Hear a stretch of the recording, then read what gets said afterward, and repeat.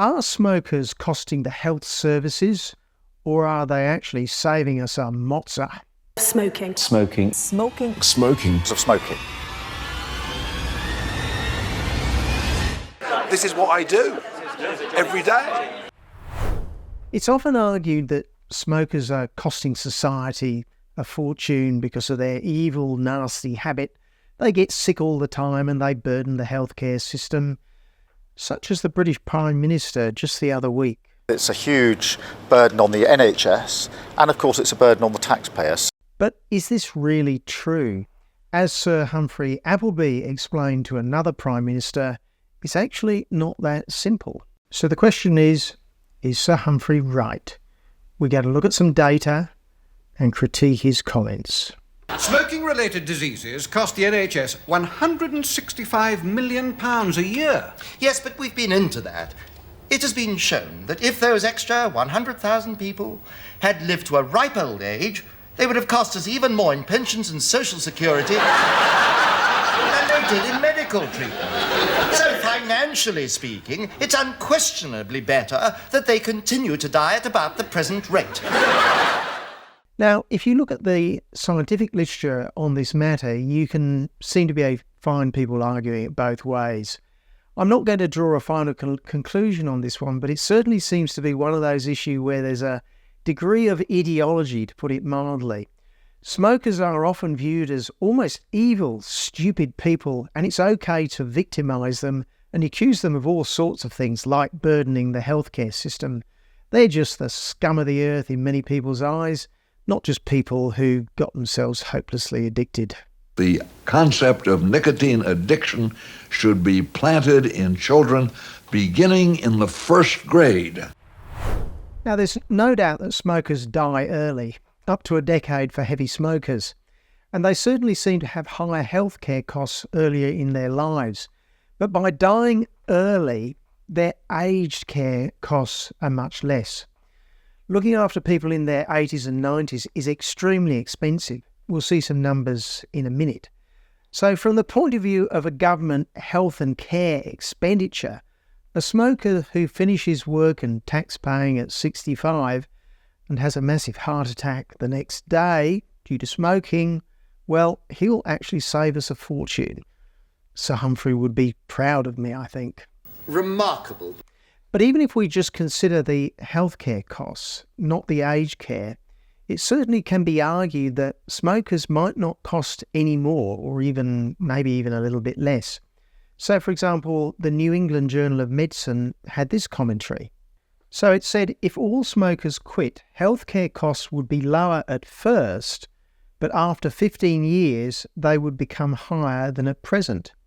In the long term, a complete smoking cessation would produce a net increase in healthcare cost, but it could still be argued as economically favourable under reasonable assumptions of a discount rate. In other words, because they cost a lot early on, if you accrue interest on it, maybe they don't. So those guys want a bob each way. Or this paper from the prestigious British Medical Journal. Smoking was associated with a moderate decrease in healthcare costs and a marked decrease in pension costs due to increased mortality. However, when monetary value for the years lost was taken into account, the beneficial net effect of non-smoking to society was about 70 grand. So basically they're saying, well, if you actually value a life rather than just the costs, well, you can make an argument that smoking saves you money. Or this paper. Between ages 65 and 84, we find that the expected value of the discount sum of total expenditure is lower for smokers, mainly because of excess mortality. We find no evidence that cigarette smoking is a burden on healthcare. But now let's look in detail at the aged care costs, because this is where smokers save us so much money by dying early. These graphs show health costs with people's age and also aged and other care costs, not directly health. So looking after old and infirm people, basically. And the units are thousands of Norwegian currency, but the comparative numbers is what's important. And note that the healthcare costs and the aged care costs are on different scales, which we'll fix now. And you immediately see that, well, the aged care costs are way more than the healthcare costs, at their peaks at least. So for health costs, the peak is when people get to about 75 to 85, when it's about 3 times what they cost on average in their 30s. But look at the cost of long-term care costs. As you'd expect, it skyrockets after about 80. So people in their 90s are costing 3 to 4 times the peak healthcare costs and about 10 times more than the healthcare costs of people in their 30s or so. It kind of makes sense. Somebody in the high care residential setting, that's going to be extremely costly. And smokers, by and large, they don't get to their 90s to cause those high costs. So if you look at the numbers and you're only worried about cold, hard, callous money, anything that makes people pop off a bit earlier saves a huge amount of money.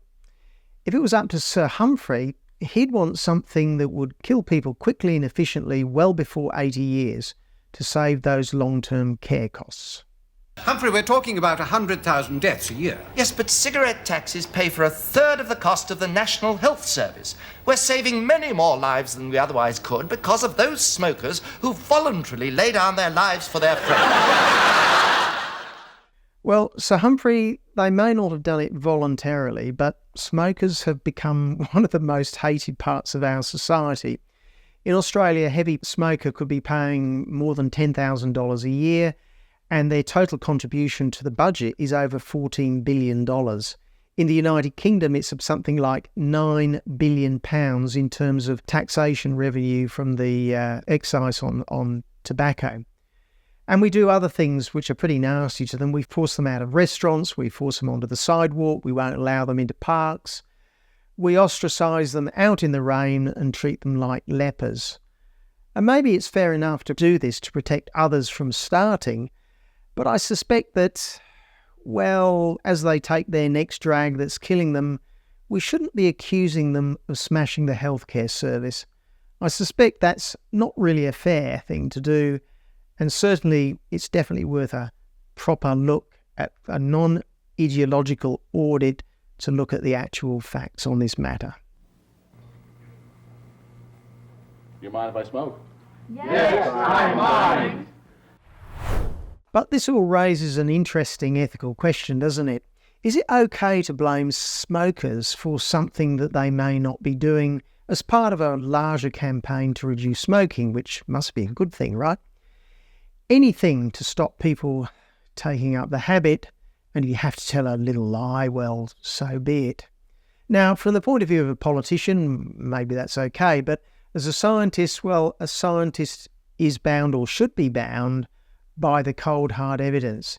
You see, for a scientist, and I want to quote C.P. Snow, the British novelist and scientist who wrote that the only ethical principle which has made science possible is that the truth shall be told all the time. If we do not penalise false statements made in error, we open the way for false statements by intention. And a false statement of fact made deliberately is the most serious crime that a scientist can commit.